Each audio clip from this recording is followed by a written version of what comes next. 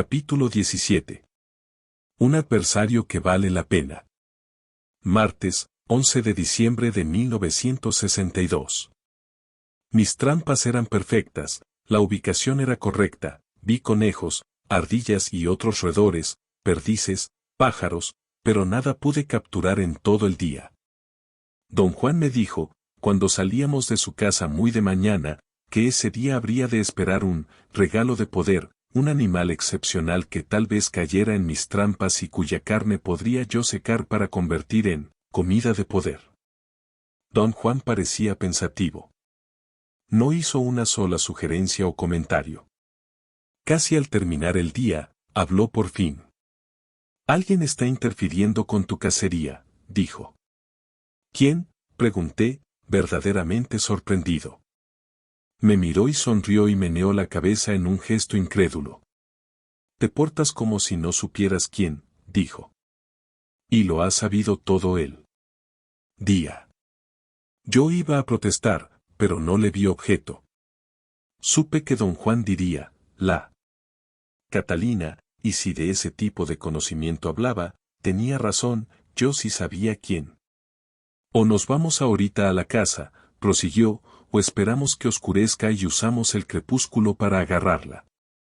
Parecía esperar mi decisión. Yo quería marcharme. Empecé a levantar un mecate que estaba usando, pero antes de que pudiera dar voz a mi deseo él me detuvo con una orden directa. «Siéntate», dijo. «Lo más sencillo y cuerdo sería irnos y ya, pero este es un caso peculiar y creo que debemos quedarnos. Esta función de teatro es nada más para ti». «¿Qué quiere usted decir?» «Alguien está interfiriendo contigo, en particular, por eso esta es tu función». «Yo sé quién y tú también sabes quién». «Me asusta usted», dije. «Yo no», repuso, riendo. «Te asusta esa vieja, que anda por allí merodeando».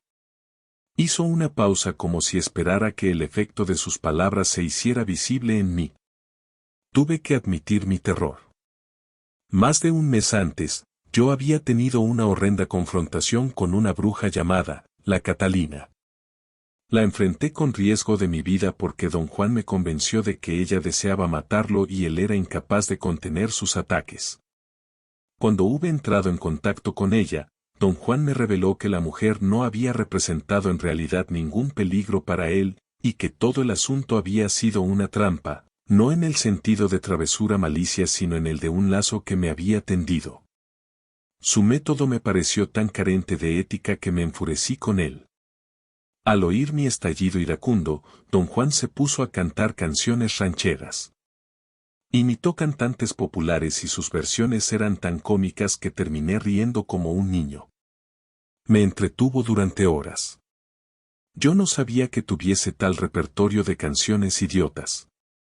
«Déjame decirte algo», dijo finalmente en aquella ocasión. «Si no nos pusieran trampas, nunca aprenderíamos. Lo mismo me pasó a mí, y le pasa a cualquiera. El arte de un maestro es llevarnos hasta el borde. Un maestro solo puede señalar el camino y hacer trampas. Te puse una antes. ¿No recuerdas la forma en que recobré tu espíritu de cazador? Tú mismo me dijiste que cazar te hacía olvidarte de las plantas. Estuviste dispuesto a hacer un montón de cosas para llegar a ser cazador, cosas que no habrías hecho por saber de las plantas. Ahora debes hacer mucho más si quieres sobrevivir». Se me quedó mirando y estalló en un arranque de risa. «Todo esto es una locura», dijo. «Somos seres racionales». «Tú eres racional», repuso. «Yo no». «Por supuesto que sí», insistí. «Usted es uno de los hombres más racionales que he conocido». «Muy bien», exclamó. «No discutamos. Soy racional, ¿y eso qué?». Lo envolví en el argumento de por qué era necesario que dos seres racionales procedieran en forma tan insana como nosotros habíamos procedido con la bruja. «De veras eres racional», dijo él con fiereza. «¿Y eso significa que crees conocer mucho del mundo, pero conoces?». ¿Conoces en verdad? Solo has visto las acciones de la gente. Tus experiencias se limitan únicamente a lo que la gente te ha hecho o le ha hecho a otros. No sabes nada de este misterioso mundo desconocido. Me hizo seña de seguirlo a mi auto y viajamos al pequeño pueblo mexicano que había cerca. No pregunté qué íbamos a hacer. Me hizo estacionar el coche junto a una fonda, y luego caminamos rodeando la terminal de autobuses y un almacén general. Don Juan iba a mi derecha, guiándome. De pronto me di plena cuenta de que otra persona caminaba junto a mi izquierda, pero don Juan, sin darme tiempo a volver el rostro para mirar, hizo un movimiento veloz y súbito, se agachó como si recogiera algo del suelo, y luego me asió por el sobaco cuando estuve a punto de tropezar con él. Me arrastró al coche, y no soltó mi brazo ni siquiera para permitirme abrir la puerta. Tantaleé un momento con las llaves. Él me empujó con gentileza al interior del coche y luego subió a su vez. Maneja despacio y párate frente a la tienda, dijo. Cuando me hube detenido, don Juan me hizo, con la cabeza, seña de mirar. La Catalina estaba parada en el sitio donde don Juan me había agarrado el brazo. Respingué involuntariamente. La mujer dio unos pasos hacia el coche y se paró desafiante. La escudriñé con cuidado y concluí que era hermosa. Era muy morena y rechoncha, pero parecía fuerte y muscular. Tenía un rostro redondo, lleno, con pómulos altos y dos largas trenzas de cabello negrísimo. Lo que más me sorprendió fue su juventud. No podría tener mucho más de 30 años, a lo sumo. Que se acerque más si quiere, susurró don Juan. La Catalina dio 3 o 4 pasos hacia mi coche y se detuvo a unos 3 metros de distancia. Nos miramos. En ese momento sentí que no había en ella ninguna amenaza. Sonreí y la saludé con la mano. Ella rió, como niñita tímida, y se cubrió la boca. Me sentí deleitado. Me volví a don Juan para comentar la apariencia y la conducta de la muchacha, y él casi me mata de susto con un grito. No le des la espalda a esa mujer, hijo de la chingada, dijo con voz conminante. Me volví rápidamente a mirar a la Catalina. Había dado otros pasos hacia el coche y se hallaba a menos de 1,5 metros de mi puerta. Sonreía, sus dientes eran grandes y blancos y muy limpios. Pero había algo extraño en su sonrisa. No era amistosa, era una mueca contenida, solo sonreía la boca. Los ojos, negros y fríos, me miraban con fijeza. Experimenté un escalofrío en todo el cuerpo. Don Juan echó a reír en un cacareo rítmico. Tras un momento de espera, la mujer retrocedió despacio y desapareció entre la gente. Nos alejamos, y don Juan especuló que, si yo no templaba mi vida y aprendía, la Catalina iba a aplastarme con el pie, como a un bicho indefenso. Ese es el adversario que te dije que te había encontrado, dijo. Don Juan dijo que debíamos esperar un augurio, antes de saber qué hacíamos con la mujer que interfería en mi casa. Si oímos o vemos un cuervo, será señal de que podemos esperar, y también sabremos dónde esperar, añadió. Dio vuelta, despacio, en un círculo completo, escudriñando todo el entorno. Este no es el sitio para esperar, dijo en un susurro. Echamos a andar hacia el este. Ya había oscurecido bastante. De pronto, 2 cuervos salieron volando de unos arbustos altos y desaparecieron tras un cerro. Don Juan dijo que el cerro era nuestro destino. Cuando llegamos, lo circundó y eligió un sitio orientado al sureste, al pie del cerro. Limpió de ramas secas, hojas y otra basura, un espacio circular de 1,5 metros o 2 metros de diámetro. Intenté ayudarlo, pero me rechazó con un vigoroso ademán. Se puso el índice sobre los labios e hizo gesto de silencio. Al terminar, me jaló al centro del círculo, me hizo mirar al sur, con el cerro a las espaldas, y me susurró al oído que imitara sus movimientos. Inició una especie de danza, produciendo un golpeteo con el pie derecho, consistía en 7 tiempos iguales, espaciados por un conglomerado de 3 patadas rápidas. Traté de adaptarme a su ritmo, y tras algunos intentos desmañados fui más o menos capaz de reproducir el golpeteo.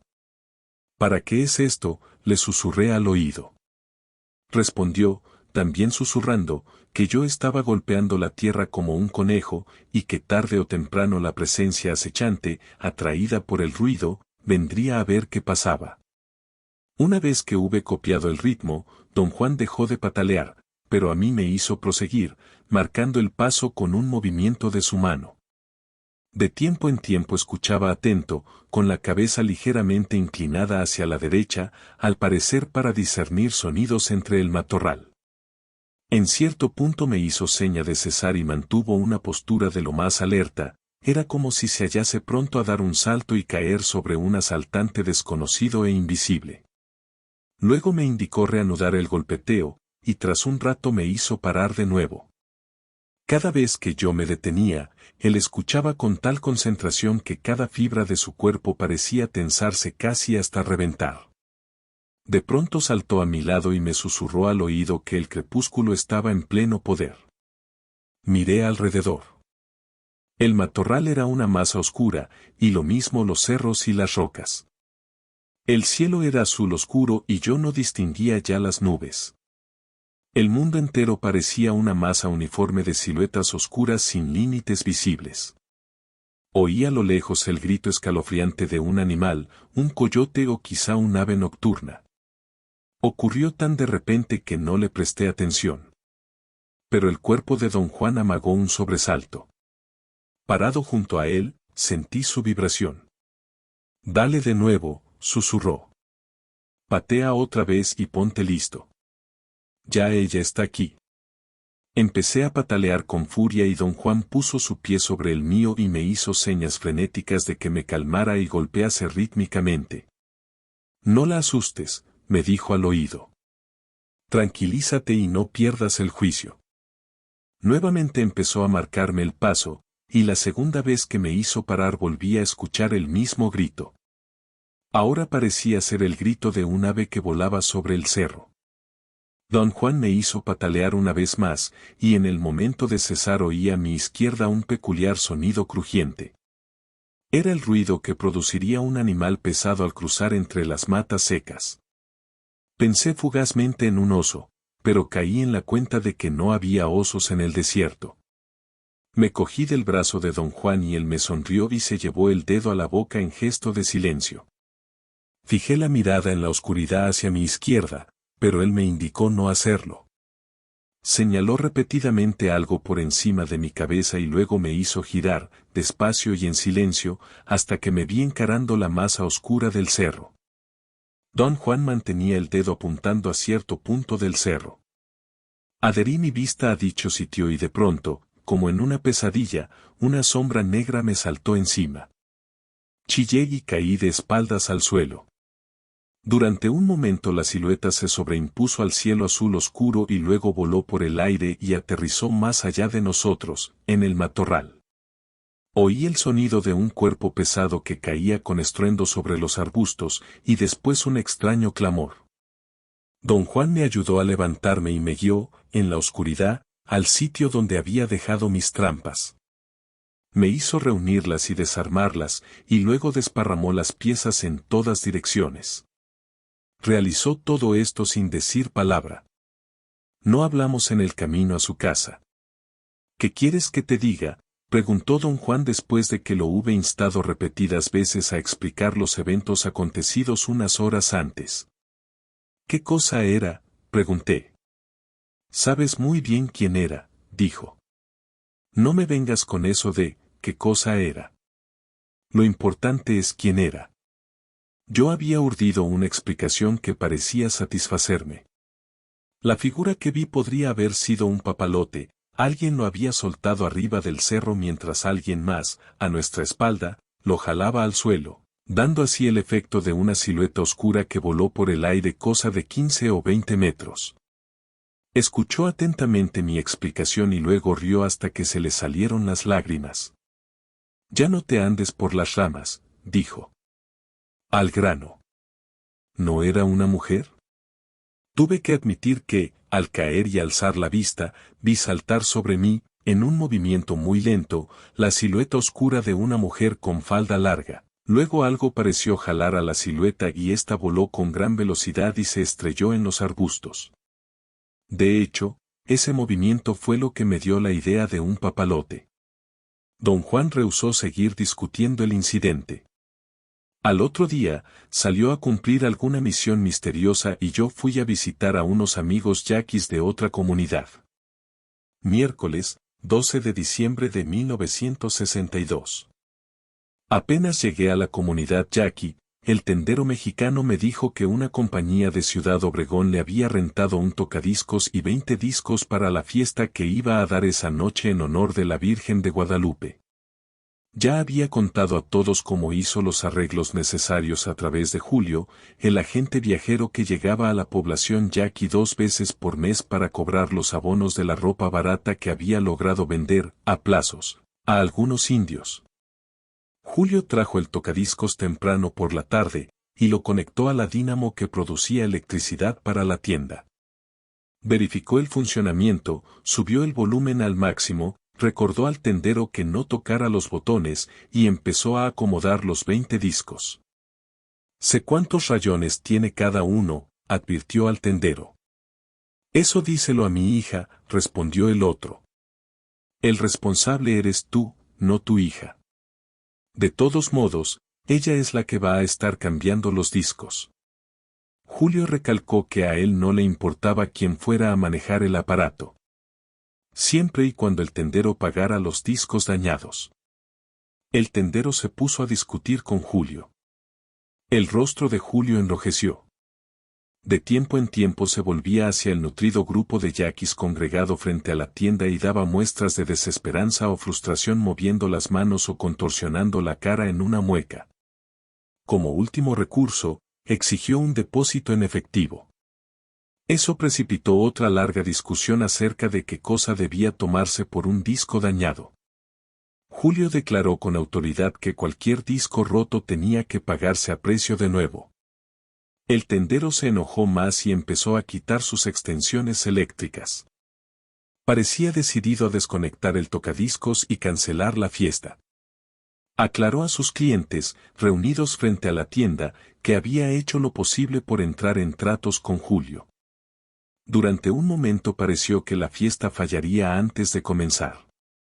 Blas, el viejo yaqui que me alojaba en su casa, hizo en voz alta comentarios despectivos acerca del triste estado de cosas entre los yaquis, que ni siquiera podían celebrar su festividad religiosa más reverenciada, el Día de la Virgen de Guadalupe. Quise intervenir y ofrecer mi ayuda, pero Blas lo impidió. Dijo que, si yo cubriera el depósito requerido, el tendero mismo haría pedazos los discos. «Es peor que cualquiera», dijo. «Que pague él. Bien que nos chupa sangre. Déjalo que pague». Tras una larga discusión en la que, extrañamente, todos los presentes estaban en favor de Julio, el tendero logró términos que satisficieron a ambas partes. No pagó el depósito en efectivo, pero aceptó responsabilidad por los discos y el aparato. La motocicleta de Julio dejó una estela de polvo cuando el viajante se dirigió a algunas de las casas más remotas de la localidad. Blas dijo que estaba tratando de agarrar a sus clientes antes de que ellos viniesen a la tienda y gastaran todo su dinero en tragos. Mientras hablaba, un grupo de indios salió detrás la tienda. Blas los miró y echó a reír, y lo mismo hicieron todos los demás. Blas me dijo que esos indios eran clientes de Julio y habían estado escondidos detrás de la tienda, esperando que se fuera. La fiesta comenzó temprano. La hija del tendero puso un disco en la tornamesa y bajó el brazo, hubo un estruendo chillante y un zumbido muy agudo, y luego se oyó un ensordecedor sonido de trompeta y algunas guitarras. La fiesta consistía en tocar los discos a todo volumen. Había 4 mexicanos jóvenes que bailaban con las 2 hijas del tendero y con otras 3 muchachas mexicanas. Los yaquis no bailaban, observaban con aparente deleite cada movimiento de los bailarines. Parecían divertirse nada más mirando y engullendo tequila barato. Invité copas a todos los que conocía. Quería evitar cualquier resentimiento. Circulé entre los numerosos indios, haciéndoles plática y ofreciéndoles tragos. Mi patrón de conducta funcionó hasta que se dieron cuenta de que yo no bebía. Eso pareció molestar simultáneamente a todo el mundo. Era como si, colectivamente, hubieran descubierto que yo no encajaba allí. Los indios se pusieron muy hoscos y me dirigían miradas de reojo. Los mexicanos, que se hallaban tan borrachos como los indios, advirtieron al mismo tiempo que yo no había bailado, y eso pareció ofenderlos a un grado incluso mayor. Se pusieron muy agresivos. Uno de ellos me agarró el brazo y me llevó más cerca del tocadiscos, otro me sirvió una taza entera de tequila y quiso que me la tomara de un trago para demostrar que era macho. Traté de ganar tiempo y reí estúpidamente, como si disfrutara de toda esa situación. Dije que me gustaría bailar primero y beber después. Uno de los jóvenes gritó el título de una canción. La muchacha a cargo del aparato empezó a buscar en la pila de discos. Parecía algo achispada, aunque ninguna de las mujeres había bebido en público, y tuvo dificultades para encajar el disco en la espiga. Un joven dijo que el disco elegido no era un twist, ella revolvió la pila, tratando de hallar la música adecuada, y todo el mundo se cerró en torno a ella y me dejó. Eso me dio tiempo para correr detrás de la tienda, salir del área iluminada y quedar fuera de vista. Parado a unos 30 metros de distancia, en la oscuridad de unos matorrales, traté de decidir qué hacía. Me hallaba cansado. Sentí que era tiempo de subir en mi coche y volver a casa. Eché a andar hacia la vivienda de Blas, donde estaba el coche. Calculé que, si manejaba despacio, nadie se daría cuenta de que me iba. Al parecer, la gente a cargo de la música seguía buscando el disco, todo lo que yo podía oír era el zumbido agudo de la bocina, pero luego surgió el estruendo de un twist. Reí, pensando que probablemente habían vuelto los ojos buscándome, solo para descubrir mi desaparición. Vi siluetas oscuras de personas que iban en dirección opuesta, hacia la tienda. Nos cruzamos y murmuraron, «Buenas noches». Los reconocí y les hablé. Les dije que la fiesta estaba buena. Antes de llegar a un brusco recodo del camino, me encontré con otras dos personas, no las reconocí, pero las saludé de todos modos. El escándalo del tocadiscos era casi tan fuerte allí, en el camino, como frente a la tienda. Era una noche oscura, sin estrellas, pero el brillo de las luces de la tienda me permitía una percepción visual bastante buena del contorno. La casa de Blas quedaba muy cerca, y aceleré el paso. Noté entonces la figura oscura de una persona, sentada o tal vez acuclillada a mi izquierda, en el recodo. Pensé por un instante que podía ser uno de los asistentes a la fiesta, que se había ido antes que yo. La persona parecía estar defecando al lado del camino. Eso resultaba extraño. La gente de la comunidad se adentraba en el matorral cuando quería hacer sus necesidades. Pensé que quien estaba frente a mí debía hallarse borracho. Llegué al recodo y dije, «Buenas noches». La respuesta fue un aullido áspero, inhumano. Los vellos de mi cuerpo se erizaron. Por un segundo quedé paralizado. Luego eché a andar a prisa. Lancé un vistazo breve. Vi que la silueta oscura se había incorporado a medias, era una mujer.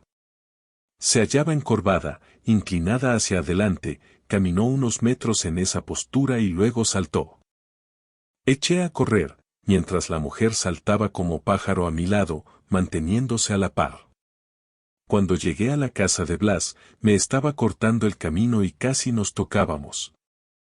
Salté una zanjita seca frente a la casa y entré, casi derribando la frágil puerta. Blas ya se encontraba en la casa y mi historia no pareció preocuparlo. «Te jugaron una buena», dijo, tranquilizándome. «A los indios les encanta chingar a los yauris.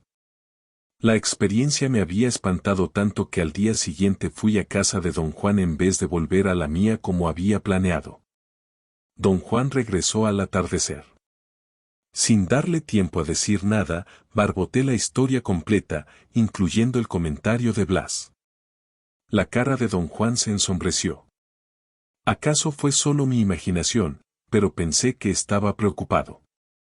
No te fíes mucho de lo que Blas te dijo, aconsejó en tono serio. No sabe nada de las luchas entre brujos. Debías haber sabido que era algo serio en el momento en que viste la sombra a tu izquierda. Pero no debiste correr. ¿Y qué debería haber hecho? ¿Quedarme allí parado? Correcto. Cuando un guerrero se encuentra con su adversario, y el adversario no es un ser humano ordinario, tiene que plantarse. Eso es lo único que lo hace invulnerable. ¿Qué dice usted, don Juan? Digo que has tenido tu tercer encuentro con el adversario que vale la pena. Te anda siguiendo, esperando que tengas un momento de debilidad. Esta vez casi te atrapa. Sentí un brote de angustia y lo acusé de ponerme riesgos innecesarios. Me quejé de que estaba jugando conmigo un juego cruel. Sería cruel si esto le hubiera pasado a un hombre común y corriente, dijo. Pero uno deja de ser común en el instante en que empieza a vivir como guerrero. Además, no te busqué un adversario que vale la pena porque quiera jugar contigo, o fastidiarte, o enojarte. Un adversario digno podría servirte de acicate, bajo la influencia de una oponente como la Catalina, tal alternativa. Guardamos silencio un rato. Sus palabras me habían provocado una tremenda aprensión. Luego me pidió imitar lo mejor posible el grito que oí después de decir, buenas noches. Intenté reproducir el sonido y lancé un aullido extraño que me asustó. A don Juan debe haberle parecido chistosa mi interpretación, rió casi incontrolablemente. Después me hizo reconstruir la secuencia total, la distancia que corrí, la distancia a que la mujer estaba cuando la encontré y a qué distancia cuando llegué a la casa, y el sitio en que empezó a saltar. Ninguna india gorda podría brincar así, dijo después de sopesar todas aquellas variables. Ni siquiera podría correr tanto. Me hizo saltar.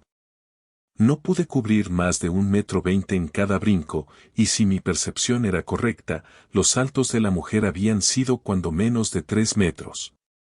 Bueno, has de saber que de ahora en adelante debes estar siempre alerta, dijo don Juan con gran urgencia. Esa mujer va a tratar de tocarte el hombro izquierdo en un momento de descuido y debilidad. ¿Qué debo hacer?, pregunté. No tiene caso quejarse, dijo él. De ahora en adelante, lo que importa es la estrategia de tu vida. Yo no podía concentrarme en lo que decía. Tomaba notas en forma automática. Tras un largo silencio me preguntó si tenía yo algún dolor en la nuca o detrás de las orejas. Repuse que no, y él me dijo que, si hubiera experimentado una sensación desagradable en cualquiera de esas dos partes, eso habría significado que la Catalina me había hecho daño aprovechando mi torpeza. Todo lo que hiciste anoche fue una torpeza, dijo. En primer lugar, fuiste a la fiesta a matar tiempo, como si hubiera tiempo que matar. Eso te debilitó. ¿Quiere usted decir que no debo ir a fiestas? Oh, no digo eso. Puedes ir a donde se te antoje, pero si vas, debes aceptar la entera responsabilidad de ese acto. Un guerrero vive su vida estratégicamente. Solo asiste a una fiesta o a una reunión así, en caso de que su estrategia lo pida. Eso significa, desde luego, que tiene dominio total y realiza todos los actos que considera necesarios. Me miró con fijeza y sonrió, luego se cubrió la cara y rió suavemente. Estás en un buen aprieto, dijo. Tu adversario te está pisando los talones y, por primera vez en tu vida, no puedes permitirte el lujo de actuar por las puras. Esta vez debes aprender un hacer totalmente distinto, el hacer de la estrategia. Considéralo así. En caso de que sobrevivas a los ataques de la Catalina, algún día tendrás que darle las gracias por haberte forzado a cambiar de hacer. ¡Qué cosa tan terrible!, exclamé. ¿Y si no sobrevivo? Un guerrero nunca se entrega a esos pensamientos, dijo. Cuando tiene que actuar con sus semejantes, un guerrero sigue el hacer de la estrategia, y en ese hacer no hay victorias ni derrotas. En ese hacer solo hay acciones. Le pregunté qué implicaba el hacer de la estrategia. Implica que uno no está a merced de la gente, repuso. En esa fiesta, por ejemplo, fuiste un payaso, no porque conviniera a tus propósitos el ser un payaso, sino porque te colocaste a merced de aquella gente. Nunca tuviste el menor dominio y por eso tuviste que salir huyendo. ¿Qué debía haber hecho? No ir a la fiesta, o bien ir a fin de cumplir un acto específico. Después de travesear con los Youris estabas débil, y la Catalina usó esa oportunidad. Se puso a esperarte en el camino. Pero tu cuerpo sabía que algo andaba fuera de lugar, y así y todo le hablaste. Eso estuvo muy mal. No debes dirigir una sola palabra a tu oponente durante esos encuentros. Luego le diste la espalda. Eso estuvo peor todavía. Luego corriste de ella, y eso fue lo peor que podrías haber hecho. Parece que la vieja esa es torpe. Una bruja de las buenas te habría agarrado allí mismo, en el instante en que volviste la espalda y echaste a correr. Por lo pronto, tu única defensa es plantarte y bailar tu danza. ¿De qué danza habla usted?, pregunté. Dijo que el pataleo de conejo, que me había enseñado era el primer movimiento de la danza que un guerrero cultiva y acrecienta toda su vida, y luego ejecuta en su última parada sobre la tierra. Tuve un momento de rara sobriedad y me vino una serie de pensamientos. En cierto nivel, estaba claro que lo ocurrido entre la Catalina y yo, la primera vez que la enfrenté, era real. La Catalina era real, y no podía descartarse la posibilidad de que verdaderamente me estuviera siguiendo. En otro nivel, yo no comprendía cómo estaba siguiéndome, y eso daba pábulo a la leve sospecha de que don Juan me estuviera engañando, y de que él mismo produjera de algún modo los extraños efectos de los que fui testigo. Don Juan miró de pronto el cielo y me dijo que todavía había tiempo de ir a ver a la bruja. Me aseguró que corríamos muy poco peligro, porque solo pasaríamos en el coche frente a su casa. Debes confirmar su forma, dijo don Juan. Así ya no quedarán dudas en tu mente, en un sentido o en otro. Las manos me empezaron a sudar profundamente y tuve que secarlas repetidas veces con una toalla. Subimos en mi coche y don Juan me encaminó a la carretera principal y luego a un camino amplio, sin pavimentar. Conduje por la parte central, camiones y tractores habían dejado hondos surcos y mi coche tenía la suspensión demasiado baja para ir por la derecha o por la izquierda. Avanzamos despacio entre una espesa nube de polvo. La tosca grava usada para nivelar el camino se había apelmazado con la tierra durante las lluvias, y piedras de barro seco rebotaban contra el fondo metálico del coche, produciendo fuertes sonidos de explosión. Don Juan me indicó reducir la velocidad al acercarnos a un puente pequeño. Había 4 indios sentados allí y nos saludaron con la mano. No supe bien si los conocía o no. Pasamos el puente y el camino se curvó con suavidad. Esa es la casa de la mujer, me susurró don Juan, señalando con los ojos una casa blanca circundada por una alta cerca de carrizo. Me dijo que diera vuelta en U y me detuviese a medio camino, esperaríamos a ver si la bruja cobraba suficientes sospechas para dar la cara. Estuvimos allí unos 10 minutos. Me pareció un tiempo interminable. Don Juan no dijo palabra. Inmóvil en el asiento, miraba la casa. Allí está, dijo, y su cuerpo dio un salto súbito. Vi la silueta oscura, ominosa, de una mujer parada dentro de la casa, mirando a través de la puerta abierta. El interior estaba en penumbras y eso solo acentuaba la oscuridad de la silueta. Después de unos minutos, La mujer dejó las sombras del cuarto y se paró en el umbral a observarnos. La miramos un momento y don Juan me dijo que siguiera adelante. Yo estaba sin habla. Podría haber jurado que esa mujer era la que vi saltando junto al camino, en la oscuridad. Una media hora después, cuando íbamos ya por la carretera pavimentada, don Juan me habló. ¿Qué dices?, preguntó. ¿Reconociste la forma? Vacilé un largo rato antes de responder. Tenía miedo del compromiso involucrado en decir sí. Preparé cuidadosamente mi contestación y dije que me parecía que había estado demasiado oscuro para tener verdadera certeza. Riendo, me dio unos golpecitos suaves en la cabeza. ¿Era ella, verdad?, preguntó. No me dio tiempo de responder. Puso un dedo sobre su boca en gesto de silencio y me susurró al oído que no tenía caso decir nada y que, para sobrevivir a los ataques de la Catalina, yo debía usar todo cuanto él me había enseñado.